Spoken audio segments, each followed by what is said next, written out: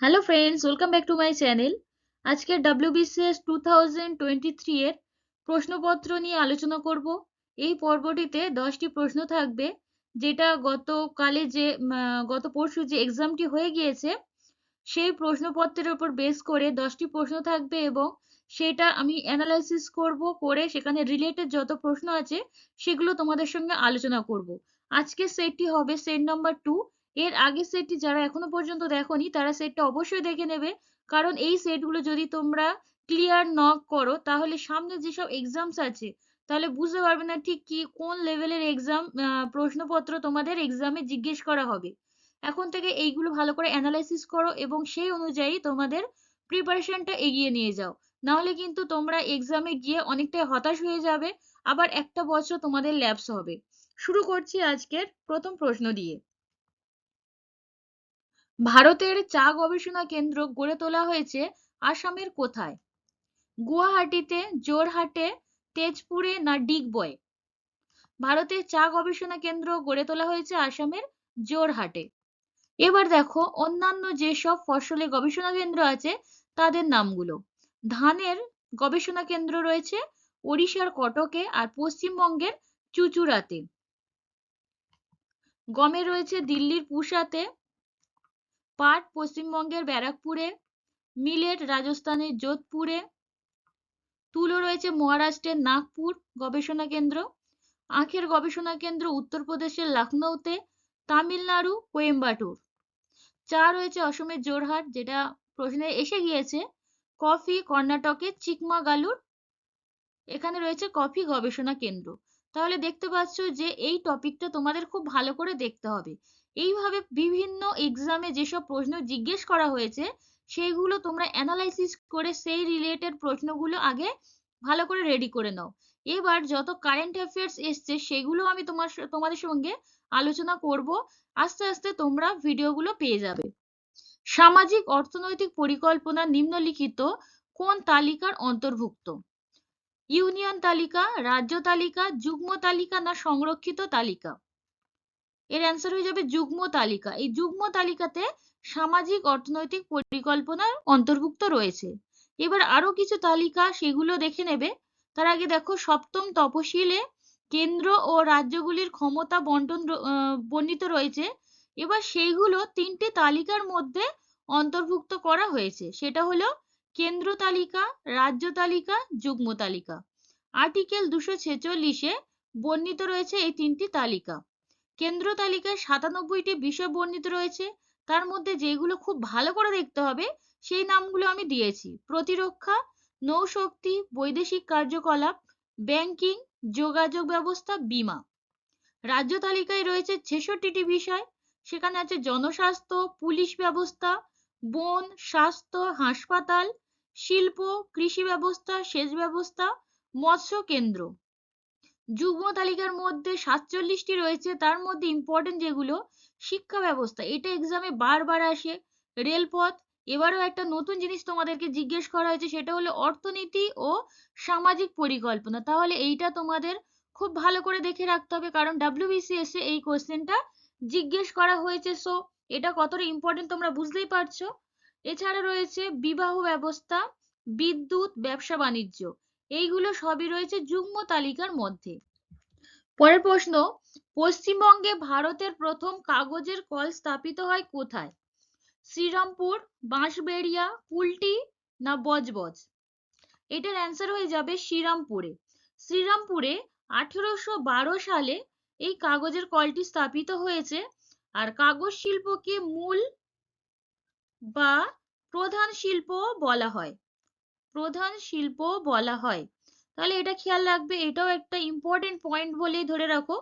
এবার রিলেটেড কি কি প্রশ্ন তোমাদের দেখতে হবে সেটা দেখো।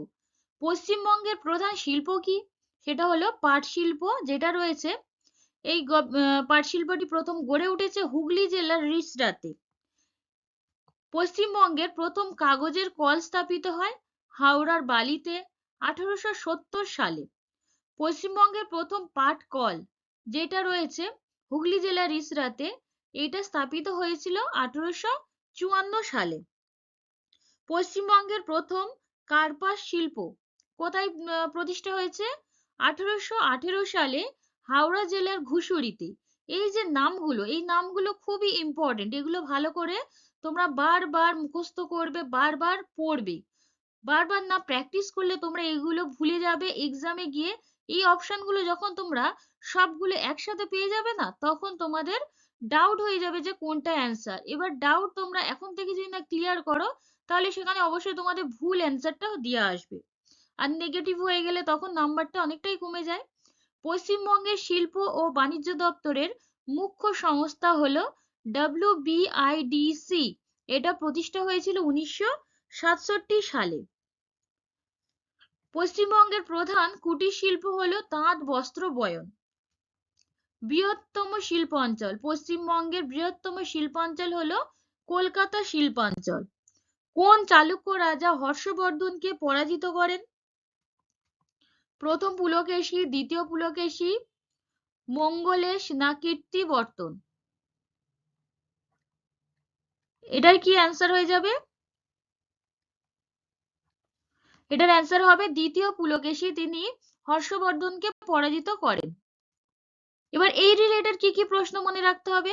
বাতাপি চালুক্য বংশের প্রথম স্বাধীন রাজা হলেন এই প্রথম পুলকেশী। এই বংশের শ্রেষ্ঠ রাজাকে? দ্বিতীয় পুলকেশী। চালুক্য রাজা দ্বিতীয় পুলকেশী যে রাজার সমসাময়িক ছিলেন তিনি হলেন হর্ষবর্ধন। চালুক্যরাজ দ্বিতীয় পুলকেশীর কথা জানা যায় আইহোল শিলালিপি থেকে। এইটা রবি কীর্তির রচনা। হর্ষবর্ধন দাক্ষিণাত্যে যে রাজার কাছে পরাজিত হয় তিনি হলেন দ্বিতীয় পুলকেশী। হিউয়েন সাং দক্ষিণ ভারতের শ্রেষ্ঠ রাজা বলেছেন কাকে? দ্বিতীয় পুলকেশীকে। চালুক্য বংশের শেষ সম্রাটকে? দ্বিতীয় কীর্তিবর্মন। চালুক্য বংশের রাজধানী বাদামি। চালুক্যদের রাজসভার কবি কে ছিলেন? রবি কীর্তি। এর যার রচনা হলো আইহোল শিলালিপি। এই আইহোল শিলালিপি থেকে দ্বিতীয় পুলকেশীর কথা জানা যায়। ভেরি ভেরি ইম্পর্টেন্ট এই পয়েন্টগুলো, সবগুলোই তোমরা করে রাখবে। আমি অত্যন্ত বাছাই করে এইগুলো তোমাদের জন্য নিয়ে আসছি, আর এগুলো PDF তোমরা কালেক্ট করে নেবে পরে প্র্যাকটিস করার জন্য। মিহিরকুল বা মিহিরগুল কে ছিলেন? এক্সামে এসে গিয়েছে। শক রাজা, কুষাণ রাজা, হুন রাজা না পল্লব রাজা? তিনি ছিলেন হুন রাজা, মিহির। এবার রিলেটেড কি কি প্রশ্ন পড়তে হবে সেটা দেখে নাও। রাজপুতরা হুন জাতির বংশধর ছিলেন। ভারতে হুন আক্রমণের নেতা ছিলেন তোরমান ও মিহিরকুল। ভারতের এটিলা বলা হয় মিহিরকুলকে। কলহনের রাজতরঙ্গিনী থেকে মিহিরকুলের নিষ্ঠুরতার বিবরণ পাওয়া যায়। হিউয়েন সাং এর মতে মিহিরকুল সারা ভারত জয় করেন। প্রথম হুন আক্রমণকালে গুপ্ত শাসক কে ছিলেন? স্কন্দগুপ্ত। ভারতের রক্ষাকারী বলা হয় স্কন্দগুপ্তকে, তিনি হুন আক্রমণকে প্রতিহত করেন। ডক্টর রমেশচন্দ্র মজুমদার স্কন্দগুপ্তকে ভারতের রক্ষাকারী বলেছেন। ভিটারি স্তম্ভলিপি থেকে এ তথ্য জানা যায়। কোন তথ্য? এই যে স্কন্দগুপ্তকে ভারতের রক্ষাকারী বলা হয়েছে, এটা জানা যায় ভিটারি স্তম্ভলিপি থেকে। পরের প্রশ্ন, কোন চোল রাজা গঙ্গৈকোন্ড অভিধা গ্রহণ করেন? এই যে উপাধি, অভিধা, এইগুলো থেকে প্রচুর 2-3টে প্রশ্ন এসছে, তা এটা খুবই ইম্পর্টেন্ট একটি টপিক, তোমরা ধরে রাখো, এটা ভালো করে মুখস্থ করে নেবে। আগের যে ক্লাসটা আমি দিয়েছি সেট 1-এ এই যে উপাধিগুলো আমি দিয়ে দিয়েছি। প্রথম রাজেন্দ্র চোল, প্রথম রাজরাজ, রাজাধিরাজ চোল না রাজেন্দ্র চোল দ্বিতীয়? গঙ্গৈকোন্ড অভিধা হলো প্রথম রাজেন্দ্র চোলের। এবার চোল রাজ্যের প্রথম ঐতিহাসিক রাজাকে দেখে নাও, কারিকল।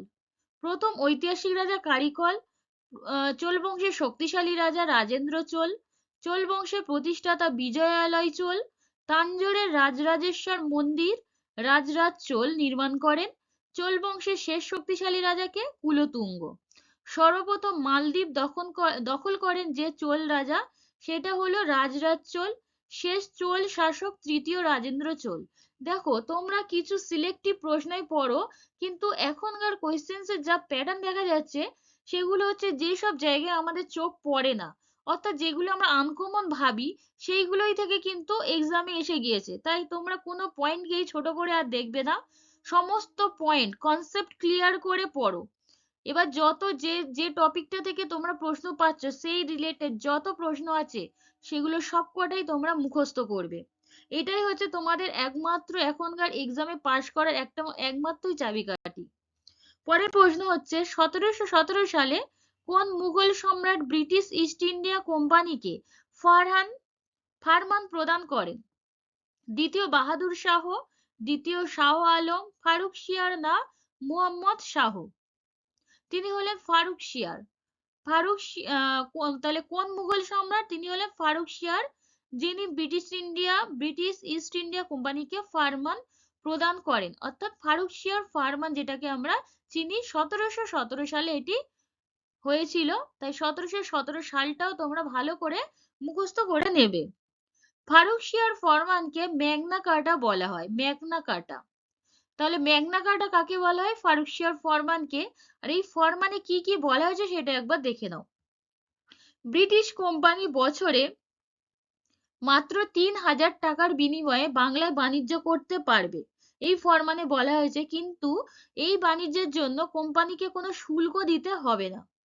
বাংলায় নবাবের মুর্শিদাবাদ ট্যাক্সাল প্রয়োজনে কোম্পানি ব্যবহারের অধিকার পায়। বাংলার নবাবের মুর্শিদাবাদ ট্যাক্সাল প্রয়োজনে কোম্পানি ব্যবহারের অধিকার পায়। এটা ফরমানের একটা শর্ত ছিল। 3 নম্বর শর্ত, কোম্পানির জাহাজের সঙ্গে অনুমতিক্রমে থাকলে সেই জাহাজ অবাধে বাণিজ্য করতে পারবে। কোম্পানির পণ্য কেউ চুরি করলে বাংলার নবাব তাকে শাস্তি দেবেন ও কোম্পানিকে ক্ষতিপূরণও দেবেন।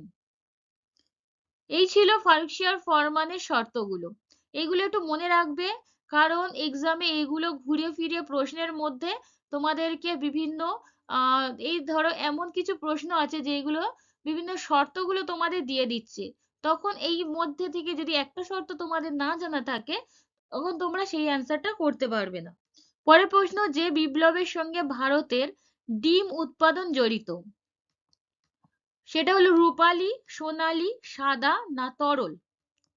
রূপালী বিপ্লবের সঙ্গে ডিম উৎপাদন জড়িত। কৃষি উৎপাদন ক্ষেত্রের বিভিন্ন বিপ্লবগুলো দেখো। সবুজ বিপ্লব কৃষিজ ফসল উৎপাদন বৃদ্ধির জন্য, শ্বেত বিপ্লব দুধ উৎপাদন বৃদ্ধি। এই সবুজ বিপ্লব ছাড়াও যদি থাকে চিরসবুজ বিপ্লব, চিরসবুজ বিপ্লবও সেম কৃষিজ ফসল। নীল বিপ্লব মাছ উৎপাদন, হলুদ বিপ্লব তৈলবীজ, ধূসর বিপ্লব সার বা পশুর পশম, লাল বিপ্লব টমেটো মাংস, গোলাপি বিপ্লব চিংড়ি উৎপাদন, স্বর্ণ বিপ্লব আপেল বা ফল উৎপাদন বৃদ্ধি, রৌপ্য বিপ্লব ডিম পোল্ট্রি উৎপাদন বৃদ্ধি, বাদামি বিপ্লব চামড়া কোকো, গোল বিপ্লব আলু উৎপাদন বৃদ্ধি, আর কালো বিপ্লব খনিজ তেল উৎপাদন বৃদ্ধি বা পেট্রোলিয়ামও বলা যাবে, পেট্রোলিয়াম। এগুলো সবই কালো বিপ্লবের সঙ্গে জড়িত। পরের প্রশ্ন, নানাঘাট শিলালিপিতে কোন রাজার কীর্তি কাহিনী বর্ণিত আছে? প্রথম সাতকর্ণী, গৌতমীপুত্র সাতকর্ণী, বশিষ্ঠপুত্র সাতকর্ণী না যজ্ঞর্ষি সাতকর্ণী? এটার অ্যান্সার হলো প্রথম সাতকর্ণীর কীর্তি কাহিনী বর্ণিত রয়েছে নানাঘাট শিলালিপিতে। আর আর যেসব ঐতিহাসিক লিপিগুলো আছে সেসবগুলো দেখে নাও। জুনাগড় শিলালিপিতে রুদ্র দমনের কাহিনী রয়েছে, কলিঙ্গ লিপিতে অশোকের, নাসিক লিপি গৌতমীপুত্র সাতকর্ণী, ভিটারিতে স্কন্দগুপ্ত, আইহোল প্রশস্তি দ্বিতীয় পুলকেশী, এলাহাবাদ প্রশস্তি সমুদ্রগুপ্ত, গঞ্জাম লিপি শশাঙ্ক, হাতিগুম্ফা লিপি কলিঙ্গরাজ খারবেল, এরান লিপি চন্দ্রগুপ্তের কাহিনী বর্ণিত রয়েছে। আর নানাঘাট প্রথম সাতকর্ণীর ইতিহাস পাওয়া যায় এই লিপি থেকে। শেষ প্রশ্ন, দিল্লির কোন সুলতান প্রথম উত্তর পশ্চিম সীমান্ত নীতি গ্রহণ করেন? ইলতুৎমিশ, বলবন, রাজিয়া না আলাউদ্দিন খলজি? তিনি হলেন আলাউদ্দিন খলজি। এবার আলাউদ্দিন খলজি সম্পর্কিত কিছু পয়েন্ট তোমরা জেনে রাখো। দিল্লি সালতানাতের যে সুলতানের আমলে শাসন ব্যবস্থা শীর্ষে পৌঁছেছিল তিনি হলেন আলাউদ্দিন খলজি। দিল্লির দ্বিতীয় মধ্যযুগীয় শহর সিরি প্রতিষ্ঠা করেন তিনি। দিল্লি সালতানাতে টঙ্কা নামে মুদ্রা প্রচলন করেন। আলেকজান্ডার দ্য সেকেন্ড উপাধি গ্রহণ করেন আলাউদ্দিন খলজি। আলাই দরওয়াজা নির্মাণ করেন আলাউদ্দিন খলজি। বাজার দর নিয়ন্ত্রণ আইন ও জমি জরিপের ব্যবস্থা প্রবর্তন করেন তিনি। রক্ত ও লৌহ নীতির জন্য পরিচিত ছিলেন তিনি। দাক্ষিণাত্য বিজয় নীতির সূচনা করেন এই আলাউদ্দিন খলজি। ভেরি ইম্পর্টেন্ট এই আলাউদ্দিন খলজি এর সম্পর্কিত যত পয়েন্ট আছে তোমরা ভালো করে মুখস্থ করে রাখবে। পরের ভিডিও খুব তাড়াতাড়ি অর্থাৎ কালই দেব, তার জন্য একটু ওয়েট করো। আজকের ভিডিওটা এই পর্যন্ত। যাদের ভালো লেগেছে অবশ্যই সাবস্ক্রাইব করে পাশে থাকবে এবং পাশে থাকা বেল আইকনটি অন করে রাখবে এবং রেগুলার এই প্র্যাকটিস ক্লাসগুলো তোমরা করতে থাকো। আপকামিং যত এক্সামস আছে প্রত্যেকটা এক্সামসের জন্য এই পয়েন্টগুলো ইম্পর্টেন্ট, এই কোয়েশ্চেনগুলো তোমরা বারবার করে করতে থাকো। শেষ পর্যন্ত দেখার জন্য তোমাদেরকে অসংখ্য ধন্যবাদ।